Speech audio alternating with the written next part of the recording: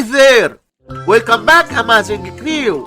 In this recorded episode, 4 minus 4, which equals 0, times 4 minus 4 equals 0. Now we have this problem, 0 times 0, which equals 0. But this answer is not correct, because according to the order of operations, we must do the multiplication and division, then do adding and subtraction. So first we do this multiplication, then this subtraction, and at last this subtraction. So we have first this multiplication, 4 times 4 equals 16. So we have 4 minus 16 minus 4, and we have two subtractions. According to the order of operations, we do this subtraction, then this subtraction. So